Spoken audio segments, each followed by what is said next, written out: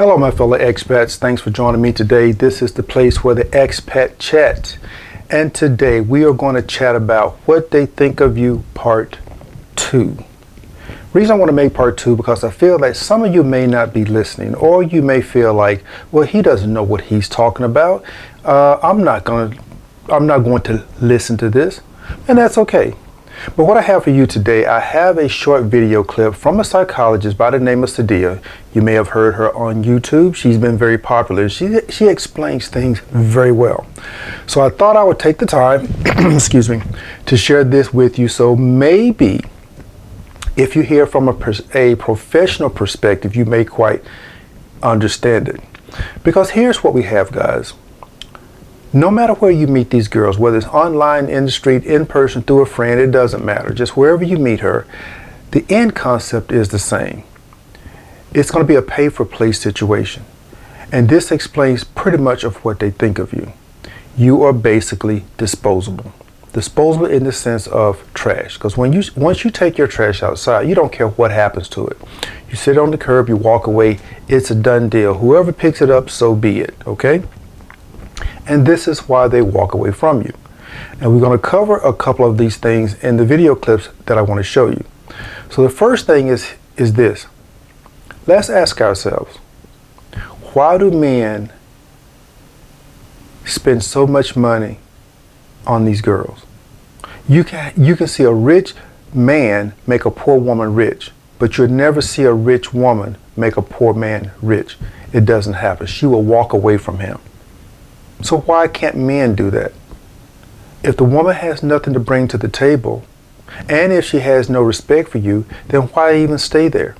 You're basically being used, unless being used is what you want. So they have no respect for you. They think you are worthless. They walk away from you like you don't even exist. So all this is what's going to be shown to you, and maybe you could understand it from a different perspective or from a professional perspective, and that'll help you clearly understand what they think of you. So here's what we have here. Let's say you meet someone, okay? It doesn't matter how. That's irrelevant. Let's say you meet someone. What usually happens? Men want to go into that savior mode, as if they want to save the girl and save her from disaster. Well, what was she doing before you even came around? So basically what's happening here, she's stroking your ego. And by her stroking your ego, you're feeling like you're the man, you're in charge, you can handle her problems. Well, you can't fix someone's problems who don't want them to be fixed. You're basically going to throw your money down a black hole.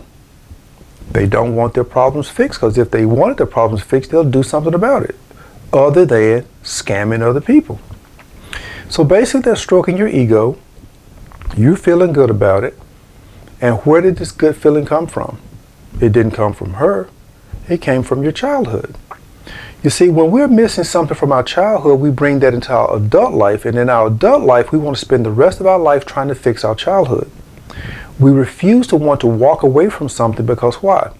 We didn't get that emotional connection when we were young, so therefore we want to attach on to whoever is there and try to fix them so they don't leave us. We are afraid to be left alone. And this is why I'm so fortunate enough to have my father and my grandmother in my life, because I don't feel that need to keep somebody around if they don't want me. If a woman doesn't want me, or don't want to talk to me, or don't want to text me, or don't want to associate with me, I know how to walk away. And it's very simple. My grandmother once told me, you don't want nobody who don't want you.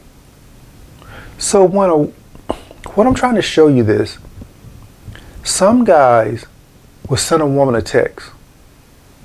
She don't reply back, it's unread. And what does he do? He try to do more to get her to reply. When she don't want to talk to him, he tries to do more to get her to talk.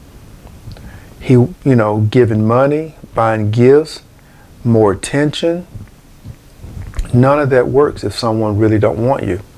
Because if someone really don't want you, you cannot give them more of what they don't appreciate to get them to like you. They're just going to expect more of what you're giving them. So that's one rule of thumb I go by. You know, as a man, I take the first step. I say hello, however, and start the conversation. But if it's not reciprocated, I'm not getting that energy back, I walk away. I let them go do their thing and find whatever they're looking for with someone else, because I'm sure whatever they're looking for, they're going to find it. So this is what I'm telling you.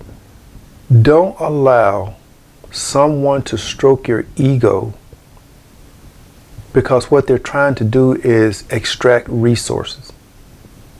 And that's the name of this game. So let's look at the first clip here, and I'm going to show you, and you kind of listen to what she have to say, okay? Requires that emotional connection before she can boost your ego. So the escort is just providing him with an ego boost with bearing in mind his emotional disabilities. So there you have it. She's boosting your ego irregardless of your emotional disabilities. And that's what it is. See, men can see the red flags, but because of our ego being boosted, okay, men are ego driven. Because our ego being boosted, we overlook the red flags. We just see flags. These red flags are waving everywhere. When you message her and she don't reply, red flag. When she disappear for days, red flag. When she always constantly asking for money, another red flag. And on top of that, when they disappear for X amount of days or months and then show up and asking for money, definitely a red flag. You know, I can go on and on and on with a whole list of red flags. Everything about not calling, not texting, not showing up, not being around, not being accountable. The list goes on and on. Because when someone is genuinely wanting to be with you, they make an effort to reach out to you. So here we are. So we're going to go into the next thing is, it's going to go a little bit in depth about the sex worker. So now let's keep in mind, and I just want to make some clarity here. Sex worker could be anyone who's paid for play. Whether it's someone you met online, in a bar, on the street, in a restaurant. If the situation is pay for play, that's a sex worker. It's just that simple. Let's not make exceptions because, oh, I met her online. Yeah, you met her online, but guess what? She wants you to pay her before she can be with you. You met her at the restaurant. She wants you to pay her before she can be with you. You're meeting these women in different places, but the end result is the same as what I'm trying to show you. So when we talk about sex workers, that can come from anywhere. And they are out there and they're alive and well. And a new thing, and before we go on and show the clip, I just want to say this. A new thing is they're using YouTube, okay? They're using YouTube to catch guys. And I've noticed a girl can have a YouTube channel and she'll have 1,000 subscribers, thousands of views within the first couple of hours. But when I look at the men channel, they don't get that kind of response. Why is that? Men are so fixed on thinking that if they show interest, the girl is going to like them. It doesn't work that way. Remember when we talk about the ego boost? You're just a face in a sea of faces. Okay? When she look out at the ocean and see all these faces, you just a face. If you look in the ocean and see a school of fish, you don't pick out one fish and focus on it. You see the whole school. And this is what's happening. You're just a sea of faces, but these girls, they get thousands of subscribers, thousands of views, and their content is no better or no different than the guys who are trying to help you guys out. I've noticed that. And what I'm hearing is they make these channels to meet these guys to get some pay for play. It's just a new avenue of doing it. Okay? So let's go on to the next clip, and I want to show you this, and hopefully then you can understand what she's saying and get a better perspective on it, okay? All right. Let's take a look at this. What happens with OnlyFans and strippers and sex workers in general, the pool of women that they're left with are men they don't respect. The reality is women respect men with masculinity, alpha, protectiveness, providing, etc.